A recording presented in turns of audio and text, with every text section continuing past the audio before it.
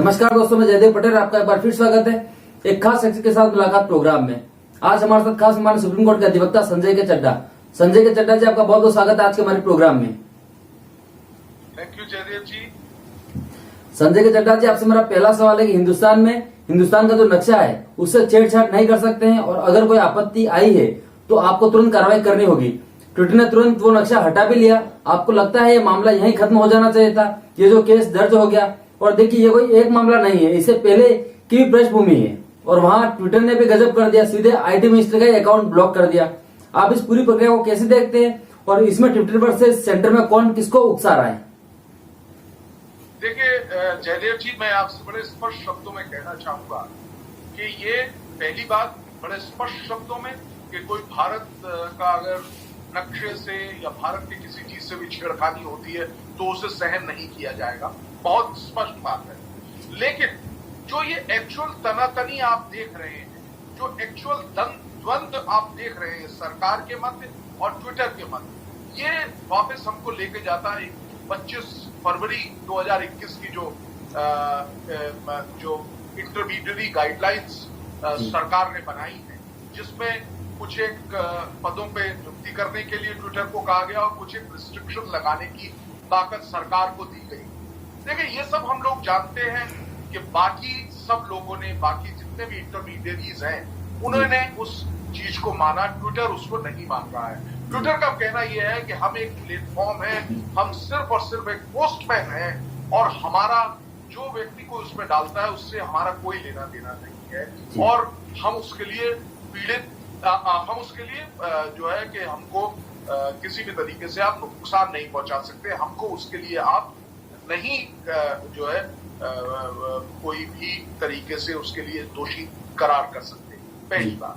दूसरी बात, ट्विटर ने इस चीज को नहीं माना। ट्विटर का कहना है कि ये जो रिस्ट्रिक्शंस है, ये आर्टिकल 19 जो भारत का संविधान है 19(1)(a) उसमें दिए गए freedom of speech and expression के खिलाफ है।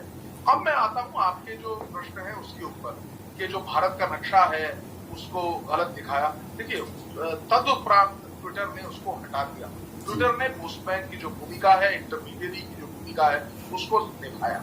लेकिन क्योंकि ट्विटर ने सेक्शन 79 आईटी एक्ट में दिए गए जो उसको जो एक प्रोटेक्शन है उसको अब खो दिया है। ऐसी परिस्थिति में ट्विटर के ऊपर ये मुकदमा किया गया है, और हमने देखा गाजियाबाद में भी पहले एक मुकदमा हुआ, और हमने अभी देखा नियर पास में 3 और मुकदमे भी ट्विटर के ऊपर हुए हैं, और ट्विटर के आला अधिकारियों को पुलिस ने सम्मन करके बुलाया। मुझे ऐसा लग रहा है ये तनातनी जो है वो सरकार और ट्विटर के मध्य चल रही है।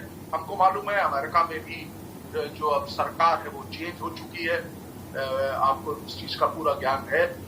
मैं सिर्फ इतना कहना चाहता हूं कि किसी भी तरीके से अगर इस डिस्प्यूट में अब हमको ऐसा लगता है कि सुप्रीम कोर्ट के दखल से ही, क्योंकि सुप्रीम कोर्ट इंटरप्रिटेट करेगा कि क्या ये सही मायने में आर्टिकल 19(1)(a) का उल्लंघन हो रहा है ये गाइडलाइंस या नहीं, और उसके बाद ही इस चीज पे वो निष्कर्ष पहुंचेगा। और तब तक मुझे ऐसा लगता है ये तनातनी किसी भी प्रकार से चलती रहेगी।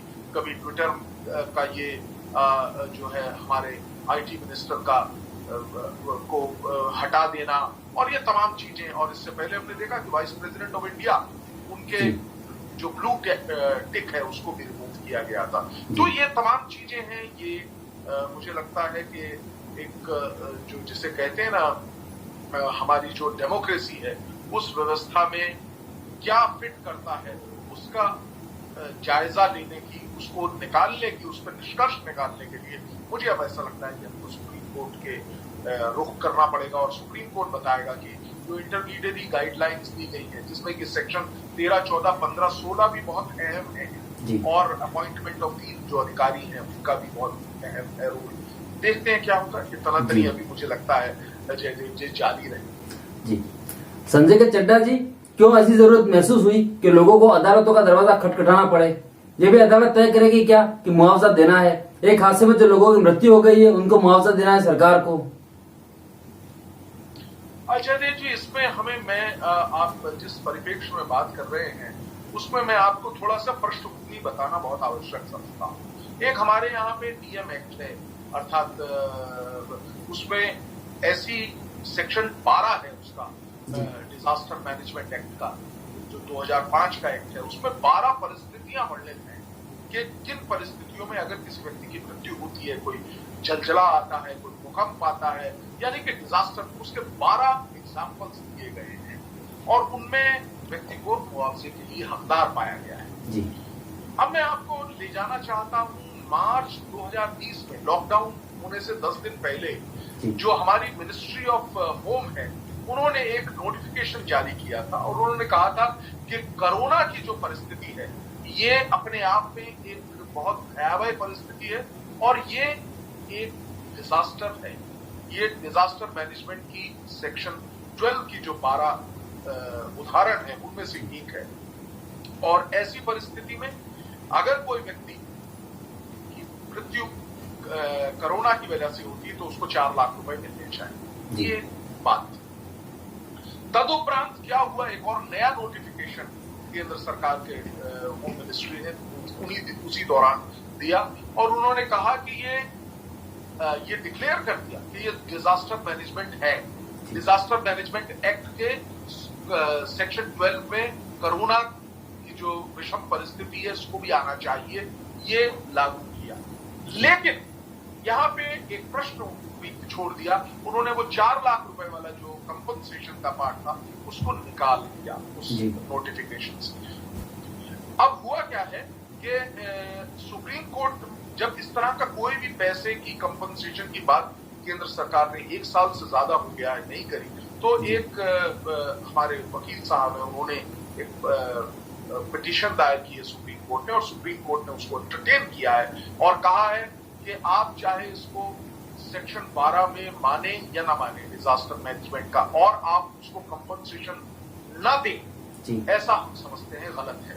और इन परिस्थितियों में उन्होंने केंद्र सरकार को नोटिस दिया है कि विदिन 6 वीक के अंतर्गत, हम ये नहीं कहते कि आप 4 लाख रुपए दीजिए या क्या अमाउंट आप देंगे, ये आपके ऊपर डिपेंड करता है, क्योंकि जो सुप्रीम कोर्ट में 187 पेज का एफिडेविट केंद्र सरकार ने दिया है, उन्होंने बड़े स्पष्ट शब्दों में कहा है कि केंद्र सरकार के पास पैसा नहीं है कि वो कोरोना के जो विक्टिम्स हैं उनकी फैमिलीज को ये पैसा कुछ दे कंपनसेशन का, ये स्पष्ट तौर पे कहा है। लेकिन सुप्रीम कोर्ट ने भी उसी सख्ती के साथ केंद्र सरकार को ये कहा है कि आपको हर्जाना अर्थात कंपनसेशन, जो ये गरीब लोग हैं जो जिनका निधन हुआ है, जिन्होंने जिंदगी बर्बाद कर दी इस कोरोना काल में, उनको ये आपकी ड्यूटी है, आप वेलफेयर स्टेट है, क्या कंपनसेशन अमाउंट होना चाहिए ये आप पे छूटते हैं और केंद्र सरकार ने 6 हफ्ते का समय दिया है। तो ये केस की एक बहुत इंपॉर्टेंट बात थी जो मुझे ऐसा लगता है कि आपने श्रोताओं को जाननी चाहिए